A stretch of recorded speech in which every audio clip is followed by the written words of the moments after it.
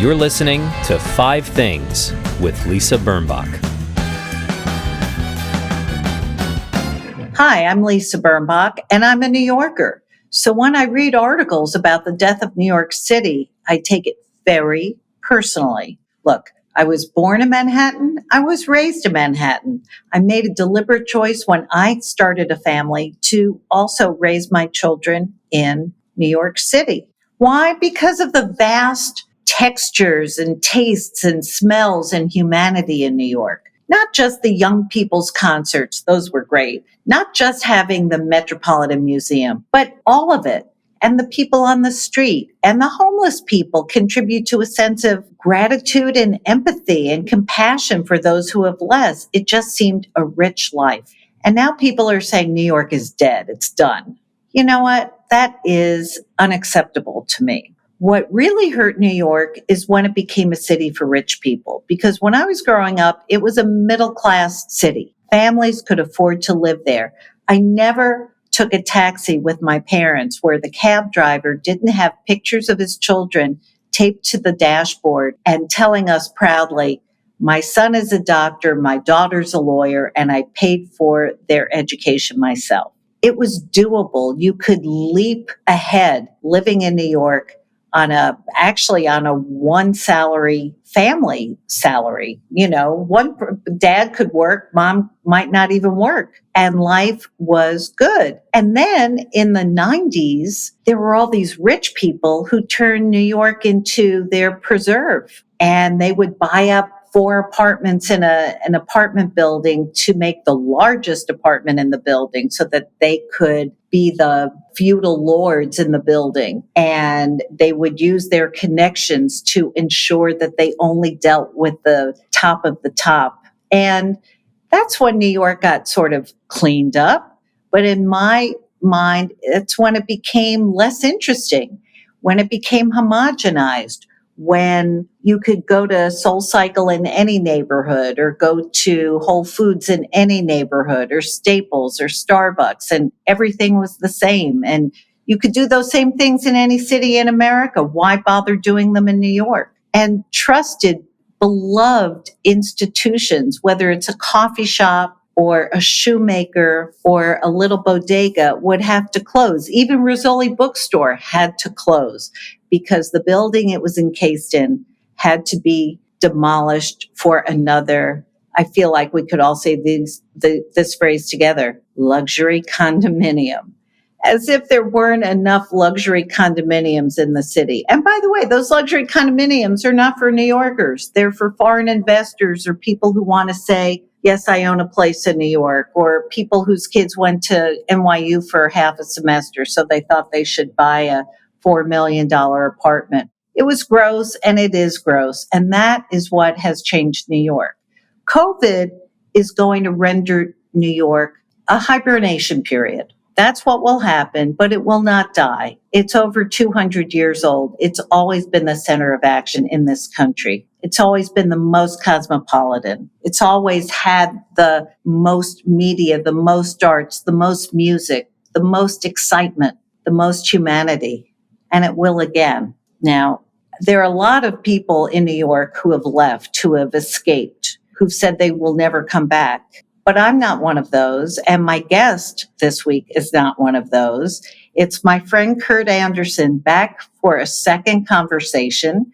We talked last week about his wonderful new book, Evil Geniuses, The Unmaking of America, A Recent History, which is now on the New York Times bestseller list. We talk about how money kind of ruined American politics and culture, just like New York. It's happened to New York, and of course, many of the people who are responsible live here. But Kurt and I have a long history, and over the years, we've devoted way too much time to a certain short-fingered vulgarian. And this week, we will devote our entire conversation on the man we have followed just in shock over his tremendous success and his tremendous shysterism. And that, of course, is Donald Trump. But first, here are my 5 things of the week. Number 1, For the first time in 6 months, I am with all my exhibits. I couldn't be happier. I find myself smiling all the time. We're hanging out, we're cooking, I'm cooking. It's great. As soon as we get our COVID tests and know that we're negative, hugging will happen, and I will be even happier than I am now. Number 2, not in the same level of greatness, but very close, are Sunglass readers. This is an important discovery of mine and a very important invention, I think almost Nobel quality. For people who like to read, but like to also sit outside in the sun, boom, reading glasses that are sunglasses or sunglasses that are reading glasses. It's brilliant. I'm so excited about them. Number 3, Oatly full fat milk. I'm not a member of the Oatly company. I'm not on their payroll. I think I should be. They have no idea that I love them so much, but their newest product is richer, heavier, thicker, fatter. It's like half and half, and it's very good.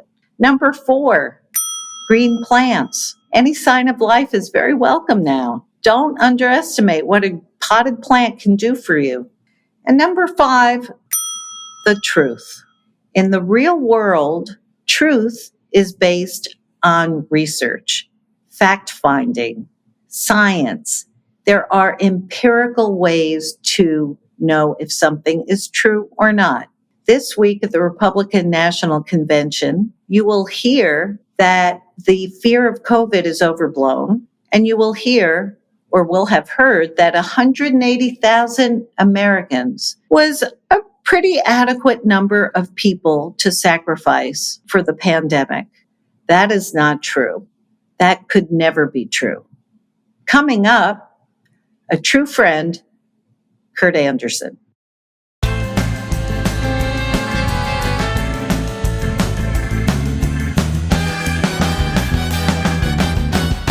Well, Kurt, it's nice to see you again or see your voice. So much has happened since we last spoke. I know. Republicans taking over the Democratic convention. But I wanted to talk really about Donald Trump because he's been like a gnat in our consciousnesses for so long.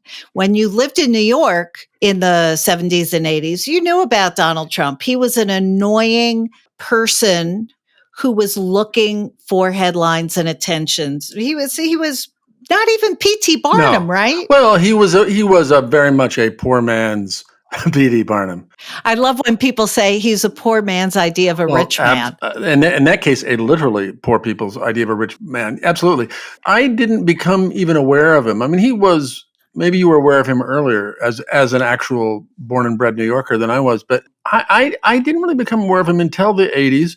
Maybe not. I mean, the first time I was fully aware of him was when my friend and soon-to-be partner in creating Spy Magazine, Graydon Carter, went to do a profile of him for GQ magazine and came back to wherever we were, maybe just hanging out, or maybe we had some little office, I forget, and said, I interviewed this guy, spent an hour with this guy, Donald Trump. I got to say, for a guy who's over 6 feet, he's got the shortest fingers I have ever seen in my life. And it was typical of Graydon to fixate on such a thing. And anyway, so then we started Spy, and he was a regular character in our coverage.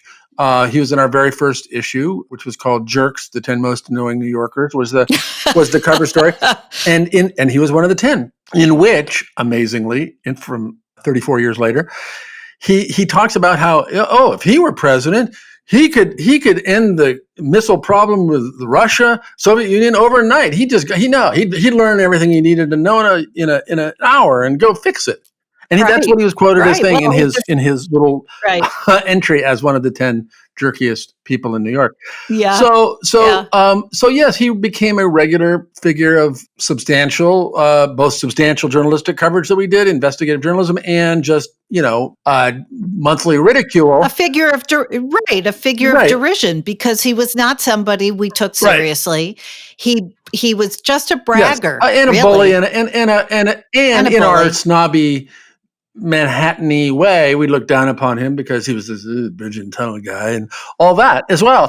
And again, which fed, not that we did it, but that it fed his contempt for the elite that he was always trying to be part of by being a developer in Manhattan, Right. Well, you talk in your book, Evil Geniuses, about culture wars. And I feel that Donald Trump wanted to plop himself right in the middle, but he didn't know what side to take because on the one hand, he hates all the Ivy Leaguers who are so elite and effete. And then he says he had the best education in the world at Penn, at Wharton.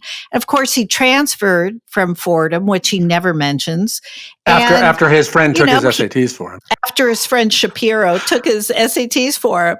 And meanwhile, he has, I think, lost cognitive ability and vocabulary from when you sent me to Mar-a-Lago in 1995 or 6 to now. He doesn't have many words. And by the way, just to be clear, I didn't send you there just as my friend. I sent you there as I assigned you to write a piece when I was editing New York Magazine to do a piece about this thing he just bought, right? Or he'd had it for a while at that point, I guess. No, he'd had it for a long time, and he bought it basically at a garage sale. Mar-a-Lago was supposed to, Marjorie Merriweather Post gave it to some governmental agency, and then they didn't want it anymore. So he got it at a very discounted price, I think $10 million or $5 million. And it was really a beautiful Moorish architecture estate. And the reason I went was he was turning it into a club, a private club. And I was going to be the first person who saw it. And the funny thing is, I mean, it's as if you sold membership to your house in Connecticut. Who would do that? I'm thinking about it, frankly. You can be the first member. Thank you. Thank you. Yeah. So when I spent time with him, he wasn't malign in any way. He was very eager to be validated. The only thing that was, sort of dishy and bad was that he said he would really like to have, he sort of suggested that if he had wanted to join the Bath and Tennis Club, which wouldn't accept Jews or Donald Trump, people like Donald Trump, right? He could, but he didn't want to. So he was building an even better club. And he got very upset when that was quoted in the article. And the other, I mean, as long as we're going down this particular Trumpian memory lane, not long before that, when I'd just been hired to be the editor of New York Magazine, there was a story about that and me in this weekly magazine called Media Week that covered the media. Mm-hmm. And, it talked about me and where I'd done Spy and now doing this and blah, blah, blah. It quoted Donald Trump as saying, Kurt's done a great job. He's really livened up the thing. and then he tore out that page of Media Week magazine and with his big Sharpie wrote, and that was a pull quote. A big quote of Donald Trump on Kurt Andersen.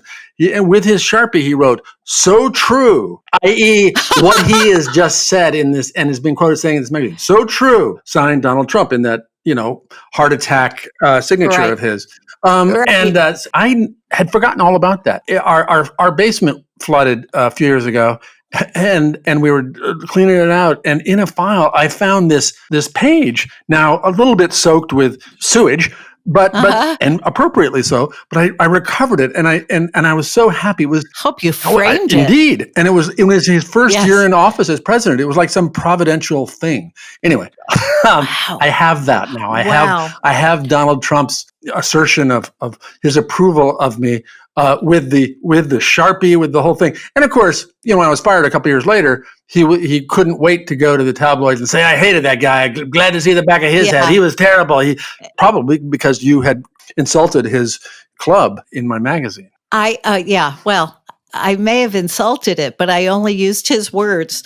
The thing about him, though, was his ambitions were still Atlantic City. He still had Trump Airlines, steaks, football team, champagne.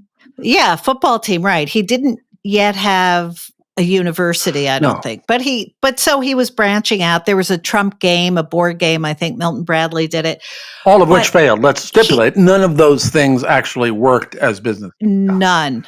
Just none. But the thing is, he was only interested in marketing himself. He thought the name Trump was money. Yeah. He just felt like he shows up and people throw money at him. And I wonder exactly what made him want to be president, a job he, of course, was never qualified for, and a job. Don't you think he hates it? Well, I have thought he hates it. But the other thing I've thought from back then was I had never encountered a person. I had never encountered a person in my life, still haven't, who needed attention of any and every kind as badly and desperately as he does. It was true back then. That's the thing to me that's unchanged about him. It was weird then, and it was why he had, posed as his own PR man to get him publicity. It's why, it's everything he did was about that. I want attention, which he then found he could indeed monetize by Trump. I can sell it. It's a brand. So I think he's a miserable wretch of a human being and always has been. I think his miserable wretchedness is more obvious as president. But here's a guy who I want to be famous. I want people to pay attention to me. There is no human being, I don't know, in centuries, maybe ever, who more people on planet Earth know and pay attention to. And in my case, and in many Americans' case, think about every hour of every day. So that should make him happy. It doesn't, because I don't think he's able to be happy, but it is what he wanted. It is what his pathological need is all about. And then, of course, he couldn't do what he's done without having turned the GOP into his Play-Doh. His Play-Doh factory. I mean, that's the thing that is so crazy, is to think about, in particular, Lindsey Graham, but the cult of, you have to stick with us. You can't be independent. You can't have a thought. Jim Jordan, all these disgusting people who would take a bullet for him. Well, there's the cultish, and Jim Jordan, reminds me of Jim Jones. Their names sound almost like, speaking of cult. But there's those guys, and the Matt Gaetzes and those kind of grifter cultist guys. But the reason the Mitch McConnells and the rest, in addition of being scared of his tweets and all that, are, have just been shockingly, disgustingly obedient to him for these 3.5 years, since they said he was a kook and a nut and a racist and a bigot when he was and a racist, is because, as I explained in my book, Evil Geniuses, it's all about the money. It's all about, I got to keep taxes as low as possible, got to keep the stock market as high as possible, got to keep regulation off big business. And as long as he agreed to do that, which he has to a fairly well from the get-go, even though he campaigned essentially as a Bernie Sanders with bad hair, they'll live with it, because all they care about, and all the well-to-do Republicans that I know and have talked to about it care about, is how do we keep the stock market up, and how do I get keep my taxes as low as possible? Democracy, racism, end of the American experiment, all the rest, whatever. Sorry, too bad. The stock market's going to stay high, and my taxes are going to stay low. Period. Now, okay. So I accept that. I hate it. I accept that as why this is happening. But why is the market so high when everything is so bad? Well, that's another thing. I knew, we all own a little stocks in our retirement funds. I didn't know anything about the financial industry. I didn't know when people talked about financialization, what that meant, until I did the research for this book. And it's because over the last 40 years, in many, many different ways, the stock market has become this, I hate to say it, because I was never a Bernieite particularly, but now I guess in some measure I am, but it's a rigged system. It is a rigged system that just feeds itself. And the fact that 88 or almost 90% of stocks are owned by the 10% wealthiest people, even though, the other 90% of people have their little 10% of little bits and pieces of the stock market. It is this thing that only serves itself. I mean, for instance, I knew nothing about stock buybacks. What is that, huh? One more of these things that was changed, that was essentially illegal until 1982. 1982, like, go ahead, companies. You can buy back your own stock, whatever. Yeah, I know it looks like manipulating the stock price, but it's good. Fine, do it. Today, most big companies spend most of their profits, I mean, like the overwhelming majority of their profits on buying back their own stocks to make the stock price go up. Yeah. I don't know. Sounds like a crooked scheme to me. Sure does. And and there's some hopefulness. I am not without hope because people are starting to see, and during the pandemics, a lot of people, even on the right, started talking about, what is it with these stock buybacks thing? Well, it was just one of 100, one of 500 things that was changed in order to, accommodate the business roundtable and members of the Mar-a-Lago Club, Yes, yes. Isn't that something? I think when I've seen pictures of him presiding over dinner with his daughter and Prime Minister Abe, and then all his, club members come over and talk to them too. It is the, VIP deck of the Titanic. It just looks terrible, just terrible. Do you think it's possible with the rigging and the voter suppression and the mail, the post office hijacking, that he could win another term? It's possible. Of course it's possible. Oh, I mean, I wasn't as in 2006. I'm not saying I was so brilliant or anything in 2016, but when I saw these models that said it's 87% chance that Hillary Clinton will win, it's all those things. My thought was like, yeah, she'll probably win, of course. But my thought was always like, you mean it's a 1 in 12 chance that he'll win? That's kind of like Russian roulette. I don't play Russian roulette, and I wouldn't jump out of a plane if I had a 1 in 12 chance that my parachute wouldn't open. That's scary. And I never got that out of my head. And so the parachute failed. The bullet went off, and he was elected, and he can be reelected. And yes, he's making it, even though, 55% of America hates him and wants him gone, between sowing confusion and chaos and making people doubt the veracity of the election. And, because people are kooky and dumb and crazy and selfish, who knows? Yes, it could happen. Knock wood. But we have to do everything possible to prevent that because, in this book, my last book, this book called Fantasyland, I maintain a kind of 51% hopefulness at the end. Like, we can pull out of this. Can't we, America? Sure, we can pull out of this. I'm telling you, whenever it is, whatever day that is, probably not November 4th, that we're sure of the outcome. If it doesn't go well, if it doesn't go right, I will give up my, gosh, shucks, Nebraska, American optimism, maybe once and for all. I really feel like this is it. This is a kind of crossroads that we go to hell or not. Yes, I do too. And honestly, the numbers of conversations I've had with friends talking about where can we move? Where do we go? What do we do? It's not that we want to give up, but if our country and its values and its constitution have been ignored or shredded, then we've been let down too, especially people who care, who are active, who put their passion in politics and care about other people. I mean, I don't like to imagine it. No, well, it will be. And it's funny. I was talking about the book the other day, and somebody was saying, let's say he's reelected. What will those 4 years be like? And I hadn't really thought about that in much specificity. And we ended up not talking about it. But I was thinking, what, in addition to my own personal sense of horror and it being the end of the American experiment after 250 years, what will that be like? And it will be chaos. It will, and of course, it depends on Senate, House, Republican, Democratic control. Right. If either way, it will be chaos.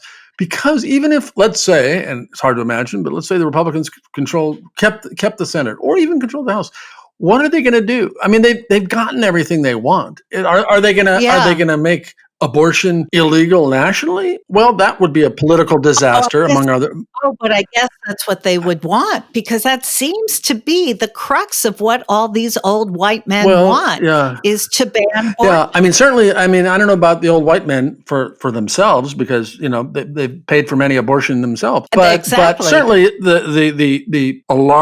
a majority of the Republican coalition cares about that issue very much. But that would be What could they do? They've disemboweled every federal agency already. And they're going about that fast, they and taxes are as low as they can be, and they're deregulating everything. And the judges, I guess they'll just. Who knows? So how horrible it is if he were to be reelected really, really, really, really depends on Congress. I mean, if it's a Democratic Congress, then he's just, he's kind of a more unhinged lame duck from day one. Well, remember what he did after his impeachment, and maybe people forget that he was impeached already, but he retaliated. He did terrible things. He did terrible things to Utah immediately because Mitt Romney, he hates Mitt Romney, and Mitt Romney stood up. And he punished New York instantly. The thing I wonder, though, because he doesn't really give a shit about any of the policy stuff one way or the other. He's all about his own wealth. And people at rallies, we love you, we love you. But once he's reelected, if he were to be reelected, I wonder if he would stop obeying the evil geniuses, stop obeying the Mitch McConnells. Because, why? What's in it for me to help you? But he doesn't really care about them. Or their issues. So he could he could be like a wild beast that everybody hates except his cult, if he were reelected, I honestly, unless he said, yep, no taxes and Medicare for everybody, and I'm now the president I ran claiming I was going to be in 2016. Short of that, it's going to be a chaos. And he'll be looking, in addition to avoiding being prosecuted when he's out of the presidency, he will be looking, it seems to me, just for the big grift for Jared and Ivanka and himself. And, how do I make actual many billions of dollars out of this before I'm out of here? That's what it will be all about if there were to be, God forbid, a second term. And of course, as George Conway points out all the time, he probably has some frontal lobe dementia. Yeah. So he will at the same time have rallies in which the only purpose is to show that he can walk and drink a glass of water with one hand. I mean, I can't watch Fox. It makes me crazy, but I did see the softball interview where Sean Hannity asked him what his platform was for his reelection campaign. He doesn't have one. He said experience is a very interesting word. And he gave him another chance. And that to me wasn't even evidence of dementia. It's like, I don't care. Whatever. Who knows? I'll just keep making America great. If on the other hand, as we hope, as the odds are that he's defeated and leaves, I do one of my speculative fantasy is too strong because I think it could happen. I've thought recently that if he really faces serious prosecution, which I believe he will in various forums and courts, what happens if he skedaddles to Russia? And no extradition there, and he has his whatever hundreds of millions, maybe billions of dollars, and he's there with or without the wife, and I could actually see that happening, and him spending his remaining years, which could be 20. His father lived till his mid-90s.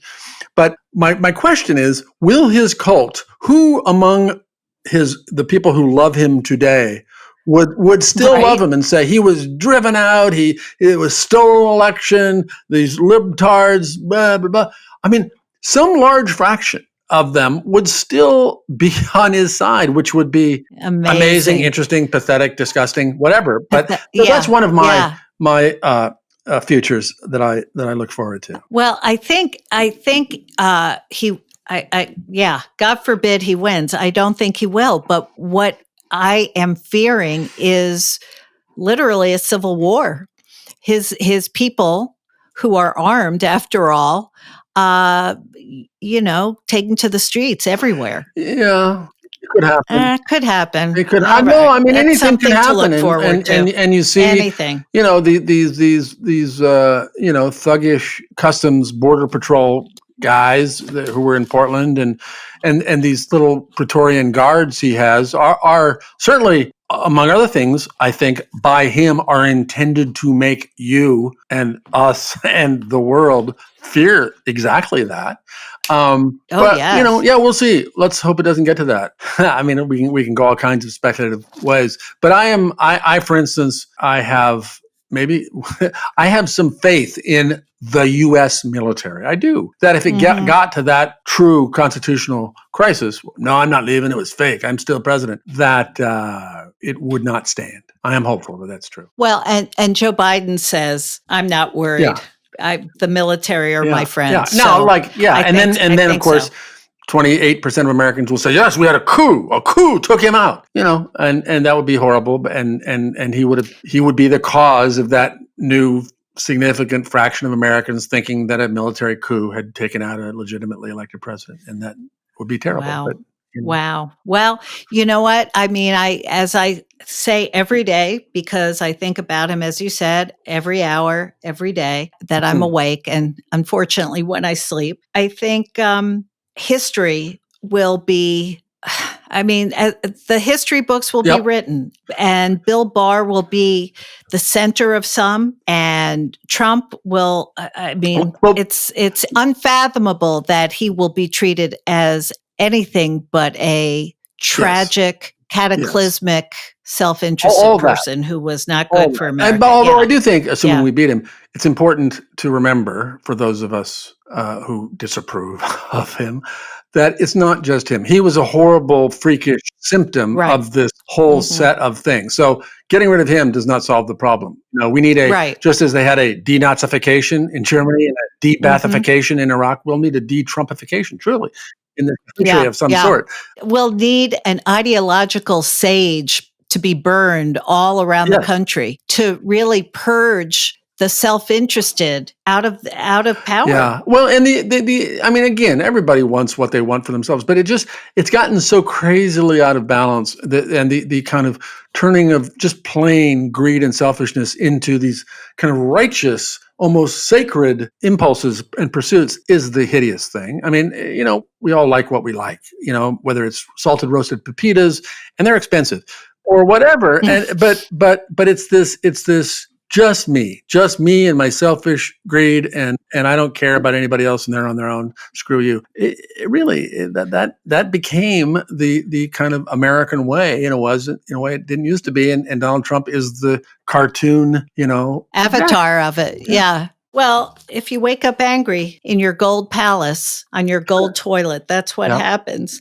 Kurt. Lisa. It's always fantastic to talk to you. It would be good if we could find your other list of 5 things for this particular edition. Do you know where it is? Maybe I'm not going to get to all 5 because I repurposed, because the pepitas were in roasted salted pepitas, which we did in the last show, were in that.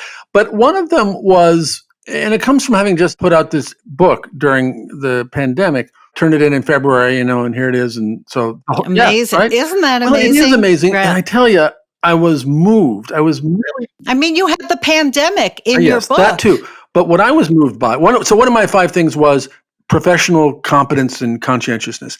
And I was moved by copy editors, production editors, publicity people, all these people at Random House who in this pandemic were doing their jobs as well or better as they ever did. And my editor, my actual wonderful editor, Mark Warren, had COVID during the editing process. Oh, wow. And survived and is fit as a fiddle and healthy as a horse and all those things. I just found myself moved by that, as I do in general. Anytime anybody does whatever their job is superbly and conscientiously, I literally don't care what the job is. I am touched and moved. And again, not to bring everything back to Donald Trump, but Donald Trump is a guy who has, what is his job and what has his job ever been and how has he done it well? Do you know what I'm saying? He's the opposite. Yes. What I'm talking about and I love is a kind of Yankee, old-fashioned American thing. Yes, and not just like blustery self-advertisement BS, which is what he's all about. So anyway, that was one of them. Well, you know what? We don't have to do all 5. I'm going to give you a pass because you got 2 shows. But you know what, Kurt?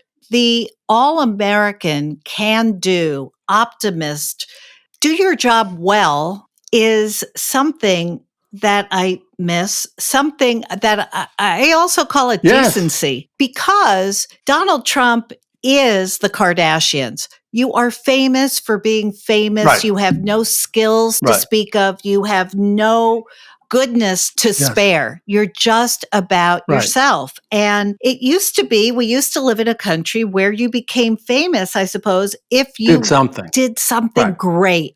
If you did something that was important, if you were Dr. Schweitzer, if you were Jane Addams, if you were a president, a senator, a doctor, Dr. Spock, it doesn't matter who you were, but you did something that had value for others. And that is gone. And that is what we need to bring back. And that's a hard, heavy lift. But yes, one hopes. Another thing that makes me hopeful is that Donald Trump, for the 55% of Americans who disapprove of him, will become this cautionary tale that applies elsewhere. Yes. Like, this was all about, it was the no beef, all sizzle, just performance, just playing a character, all that. It could be, well, this is what happens if you don't care about the actual substance of life and decency and all those things you said. Yeah, exactly.